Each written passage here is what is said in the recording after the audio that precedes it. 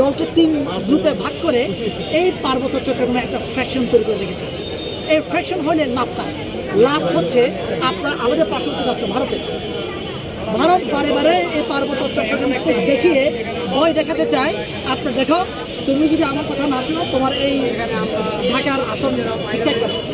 So আমার কথা মতো চললে পার্বত্য চট্টগ্রামও ঠিক থাকবে এবং তোমার গতিও ঠিক থাকবে।